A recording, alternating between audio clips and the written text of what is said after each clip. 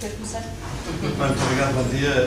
Sim, peço-vos desculpa desde logo pelo facto de daqui a bocadinho ter que escapar assim de maneira muito rápida para sair, porque tenho um outro compromisso que me obriga mesmo a ter que deixar esta iniciativa, que eu quero saudar de uma maneira muito convicta, porque sou feminista, justamente, portanto não é engraçado,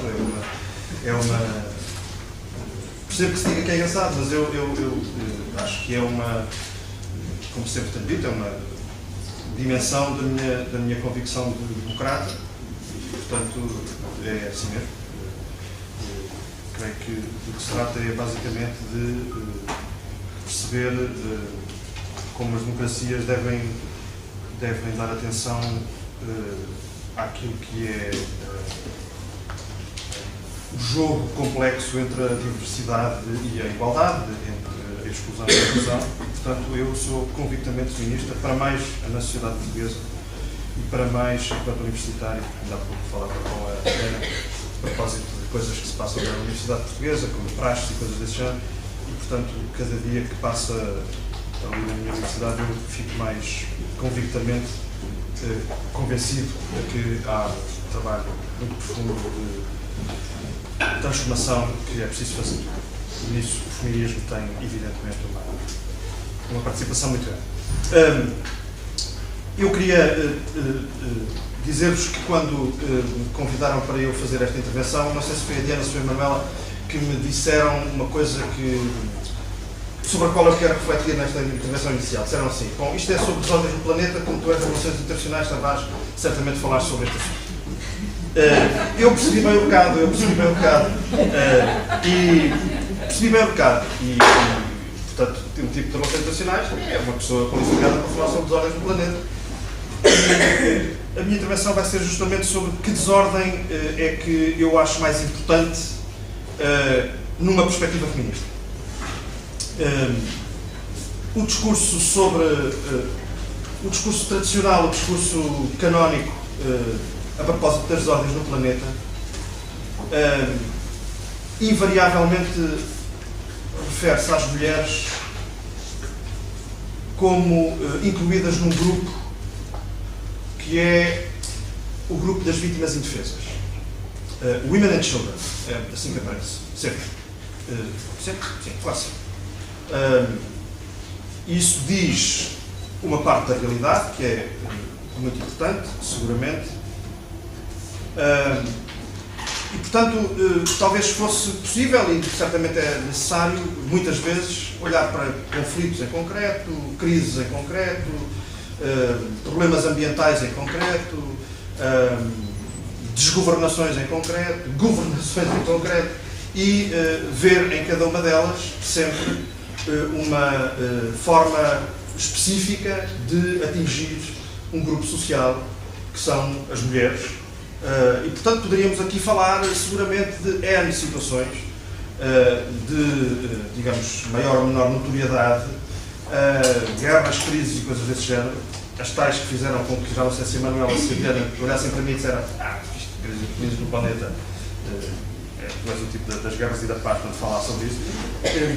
Podíamos falar sobre isso e pôr em evidência como justamente esse grupo Women and Children aparece como, digamos, um alvo específico, com uma forma reforçada digamos, de exercício da violência, etc.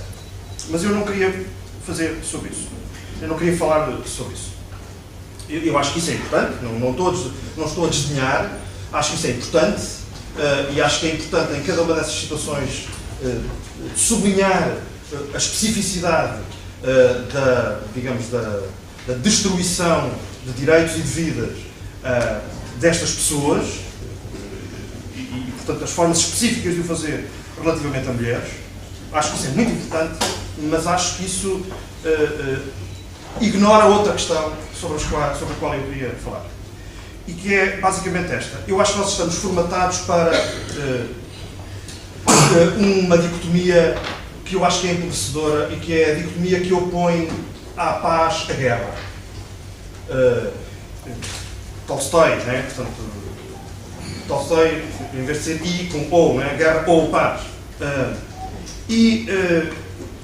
Eu tenho-me habituado justamente a pensar que o oposto da paz não são as guerras, o oposto da paz são as diferentes formas de violência. São as violências. Eu acho que o binómio guerra versus paz é um binómio empobrecedor, porque esse binómio esconde as muitas guerras que há na paz. E, portanto, creio que essas guerras que há na paz, essas guerras que há nas situações de suposta normalidade social, e que são para as pessoas que delas são vítimas, e são pessoas em largo número, e que são vítimas de uma violência em larga escala e de alta intensidade, para essas pessoas, e que são tantas, essas situações são situações de guerra. Essas situações são situações de guerra. Ou seja, para essas pessoas a fronteira entre a guerra e a paz realmente não existe.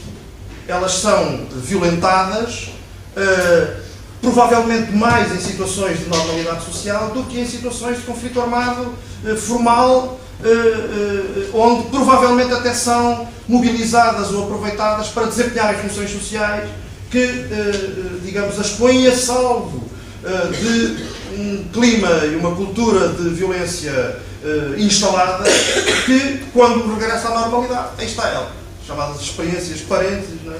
Onde, por exemplo, mulheres, durante o período de conflito armado, são chamadas a desempenhar, por razões de mobilização social, funções no campo da economia, no campo da governação, no campo, digamos, da liderança social, o que for. São chamadas a desempenhar funções que, em período de normalidade social, não desempenham, porque a sociedade tem que se organizar de uma forma especial para esse efeito. Termina o conflito, em termos formais, não é?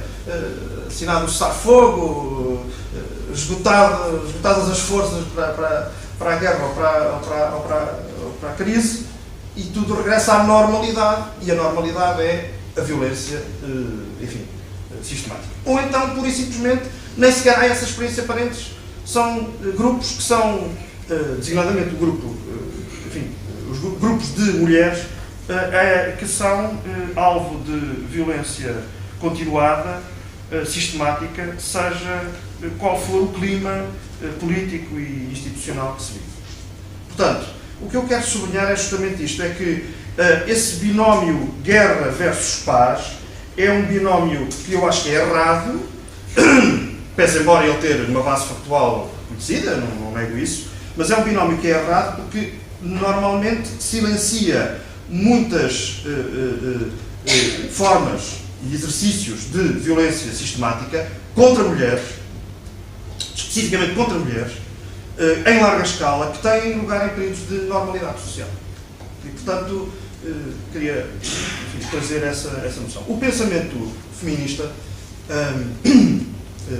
na sua diversidade, na sua heterogeneidade interna, tem chamado a atenção para uma forma, para um olhar que me parece ser da maior importância a este respeito e que coloca no centro da nossa percepção das coisas a noção de contínuo. E eu acho que valia a pena ter uma breve nota sobre isso. Ou seja, esta noção de que há realmente uma ligação clara, embora invisibilizada, entre a violência de escala micro, né, e a violência macro que se exacerba na situação de conflito armado, formal, guerra, o que for. Né? Ou seja, há uma ligação, e essa ligação é uma ligação de sentido. A Betty Reardon, por exemplo, fala do sistema de organização social baseado no patriarcado como um sistema de guerra. É assim que essa a designação que ela utiliza. E ela não está, quer dizer, está a criar um soundbite, com certeza, mas está a fazer mais do que isso. Está basicamente a dizer quanto há de comum, de largamente comum e de densamente comum entre a violência doméstica, do ponto de vista do sentido, não é? Do ponto de vista dos seus ingredientes principais, entre a violência doméstica e aquilo que depois desagua num clima de paroxismo de violência que é a guerra. E creio que nós podíamos também fazer o trajeto em sentido contrário. Este contínuo pode ser da violência micro para a violência macro, ou pode ser da violência macro para a violência micro. Ou seja, há uma tendência, só para enunciar isto, e não quero entrar sequer em detalhe, há uma tendência, sobretudo depois do fim da Guerra Fria, para analisar os conflitos que têm lugar à escala internacional e que sublinha, acima de tudo, quanto há cada vez mais de privatização, sendo que esta privatização é entendida de várias maneiras nos conflitos do nosso tempo, conflitos armados, tipo de guerra do nosso tempo. Essa privatização tanto quer dizer privatização dos atores, empresas privadas de segurança, exércitos privados, enfim, o que for, tanto privatização nesse sentido, não é, jurídico-económica, como privatização no sentido da guerra que entra dentro das casas. Ou seja, da velha guerra travada nos campos de batalha lá longe, que nunca existiu, em bom rigor, mas que, enfim, foi configurada dessa maneira, Aljubarrota, Ardenas, blá blá blá, progressivamente a entrada da guerra dentro das casas, dentro do tecido urbano, dentro, enfim, da vida das pessoas comuns, ou seja, essa fronteira entre população civil e combatentes a esboroar-se por completo e, portanto, as guerras a terem lugar. E, portanto, este contínuo entre o privado micro e o público macro, este contínuo é uma das notas que, evidentemente, o pensamento feminista tem sublinhado, porque, enfim, essa é uma das suas tónicas essenciais. E ela reflete, essa tónica reflete justamente naquilo que me parece ser importante analisar do ponto de vista das desordens no planeta, no plano da guerra e da paz. Eu creio que, aliás, seguindo aqui a minha cábula, eu creio que, aliás, esse contínuo é duplo.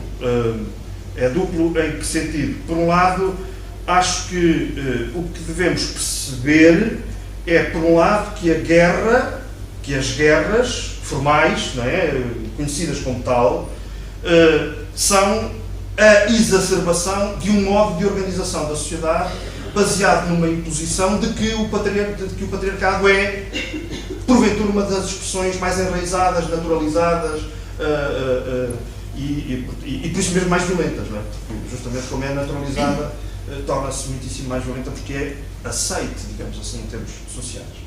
É a tal coisa do sistema de guerra de que fala a Betty Reardon.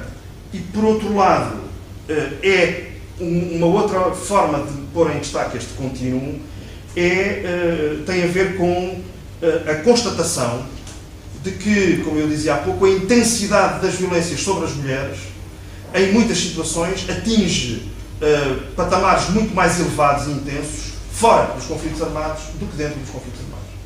Só para vos dar um exemplo. El Salvador. Durante o conflito, enquanto durou o conflito calendarizado como tal, digamos assim, a taxa de homicídios, e em especial a taxa de homicídios sobre mulheres, foi significativamente mais baixa, e apesar de tudo foi uma guerra civil, diria assim, com uma taxa de letalidade impressionante, mas a taxa de homicídios em geral e a taxa de homicídios sobre mulheres em especial foi significativamente mais baixa do que aquela que se iniciou terminado o conflito. Eles regressaram a casa e tunga. Quer dizer, é tão simples como isso. Regressaram a casa e tunga. Quer dizer, e portanto toda a sua carga de coisas, não é? Desagua naquele exercício que nós conhecemos aqui em Portugal sob diversas formas, etc. Em suma, eu acho que a principal desordem no planeta, ou melhor, não acho que isto não há nenhum ranking de desordens, não é? Esta coisa principal, mas eu acho que seria importante, agora pondo as coisas em termos mais sérios, seria importante que a discussão sobre as desordens no planeta, numa perspectiva feminista ou em outras perspectivas críticas, assumisse a importância da desordem no olhar, da desordem na leitura da realidade. essa leitura da realidade que naturaliza a invisibilidade das violências sobre as mulheres, por exemplo, mas designadamente sobre as mulheres, em período de normalidade social, é um olhar que está desordenado. É um olhar que está desordenado. E que naturaliza depois uma série de, digamos, realidades sociais com uma violência de grande intensidade. Portanto, isto significa que é a minha desculpa para não analisar aqui a Bósnia ou né? Estou a arranjar uma desculpa aceitável para não vos falar da Bósnia ou não vos falar da Sri Lanka ou da Guatemala ou da Guerra Civil de Espanha. Mas creiam que não é desculpa, é mesmo convicção séria que eu acho que depois permite justamente ler essas realidades todas com uma lente que não é propriamente aquela lente habitual, que diz, bom, no conflito X, Y ou Z, a violência exercida sobre os corpos, a violência exercida sobre as casas, a violência exercida sobre o tecido social de proximidade, não sei o quê, foi justamente de apanhar isso como o alvo principal a bater e de lacerar e não sei o quê. Eu acho que isso é muito importante, indiscutivelmente. Mas, convenhamos, isso é uma permanência, quer dizer, a ideia de que os corpos, as famílias, o privado é um alvo o mais profundo possível em conflitos, é verdade. Sempre foi verdade, quer dizer, não é uma coisa que tenha aparecido agora. E, portanto, quer dizer, poderíamos sempre impressionar-nos e indignar-nos com essa abordagem. Mas eu acho que ela, quer dizer, não traz grande coisa de novo. Para ser franco, posso aqui estar a incorrer em erro, mas acho que isso não traz muita coisa de novo. E, finalmente, uma última nota para sublinhar que, dentro desta perspectiva que estou a tentar transmitir-vos, do contínuo das guerras que há dentro da paz e da perturbação, da desordem que há no olhar que naturaliza isto como se isto fosse uma coisa lateral, periférica, e não é, é central. Nisto cabe uma noção que justamente vem na continuidade do que vos acabei de transmitir. É que os territórios da guerra sempre foram territórios muito mais micro do que a história oficial consagrou. Não é? Os corpos, as casas, sempre foram, e eu acho que deveríamos trazer isso de novo para o centro da nossa análise, os corpos, as casas, o pequeno, no sentido de escala, não é? Sempre foi, e é cada vez mais de maneira sutil, sofisticada, mas mais do que tudo brutal, a escala onde se jogam as desordens mais violentas, fisicamente mais violentas. E por outro lado, isto dito, eu diria que a invisibilização disso, ou seja, que é combatida e que digamos que tem como uma das expressões de contraste a visibilidade que hoje cada vez mais é dada digamos, às violações ou aos crimes sexuais como crimes de guerra, etc. Portanto, esse passo formal, jurídico, internacional que se foi dando agora nas últimas décadas e que põe em evidência como isso é assumido realmente como importante institucionalmente, no plano das plataformas internacionais, etc. Sendo certo isso, eu creio que a invisibilidade das mulheres, neste contexto, e com isso eu quero terminar, a invisibilidade das mulheres tem um último aspecto que a invisibilidade, entenda-se, no discurso dominante, na forma normal de contar as coisas, contar os conflitos e as desordens avassaladoras. Essa invisibilidade tem uma outra dimensão que eu não deixaria aqui de destacar, que é a invisibilidade das chamadas vítimas indiretas dos conflitos. A noção de women and children como grupo especialmente vulnerável em situações de perturbação, de desordem, de conflito, etc., Normalmente põe em evidência a taxa de, digamos, de homicídio, portanto, de vitimação direta, física, não é? De várias formas. E em todos os territórios onde a violência física se faz sentir, seja sob a forma de violência assumida, seja sob a forma de ameaça, há formas de vitimação que não constam das estatísticas nem podem constar. Porque é a vitimação das vidas destruídas pela perda ou pelo trauma, o trauma da perda ou por outro trauma que foi causado num outro. Num marido, num filho, uma filha, num companheiro. Só para vos dar um exemplo. Nós, no meu grupo de trabalho lá em Coimbra, no SES, realizámos um trabalho de pesquisa sobre violência armada, mulheres e meninas em contextos de violência armada. E o caso que estamos foi do Rio de Janeiro. Logo isso causou uma grande agitação. O Brasil é um país em paz. Nos fez justamente dizer, também, ok, mas será, mas perguntem lá às pessoas como é que elas vivem o dia a dia e a palavra guerra aparecerá na primeira frase, não é? Como é evidente. Portanto, meninas e mulheres em contextos de violência armada.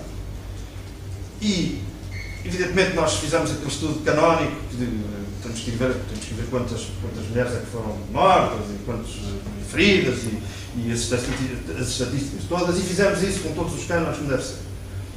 Mas o que salta, uma coisa que nos saltou e que nós não podemos deixar de analisar e de acompanhar e até de fazer depois trabalho com, é justamente, por exemplo, a situação específica das mães estou a falar de mães porque são mães, não são, ia dizer, os pais. Com certeza que sim. Mas das mães de miúdos vítimas de violência policial. Que desapareceram, que foram assassinados, que, portanto, nas rusgas em favela são, por simplesmente, baleados e atirados para o canto, não sei o quê. Por simplesmente desapareceram na chacina de Candelária, ou outra coisa qualquer. E portanto, de vigário-geral, enfim, do que seja. E justamente essa realidade, a realidade dessas mulheres, é a realidade de vidas que ficaram anuladas. Porque elas já eram anuladas socialmente pela sua condição de favelada e são depois anuladas em cima disso porque o direito a conhecer, o direito a combater a impunidade, o direito a ser ressarcido de tanto sofrimento, etc., esse direito é pura e simplesmente anulado, quer dizer, não existe. E, portanto, há aqui uma situação de vitimação, chamemos de indireta, porque decorre de uma vitimação ou outra. Essa situação não existe. Falemos de guerras, falemos de conflitos, falemos de crises, falemos da Bósnia, falemos do Kosovo, ou falemos de Angola, e essa situação não aparece como sendo uma realidade de primeira importância. E, todavia, do ponto de vista digamos, dos direitos das pessoas, da dignidade das pessoas, da existência das pessoas, isso é central. Portanto, há coisas que são atiradas para a periferia, que são centrais. E isso é que é a grande desordem que eu acho que existe no planeta. É essa periferização de questões essenciais que deviam estar centrais. Pronto. E era um bocadinho. Portanto, eu lamento não ter cumprido o desígnio que era tu és de Relações Internacionais. Tu és Relações Internacionais para te falar sobre as zonas do planeta. Mas acho que foi exatamente o que é capaz de fazer isso. Então, e peço-me a pensar.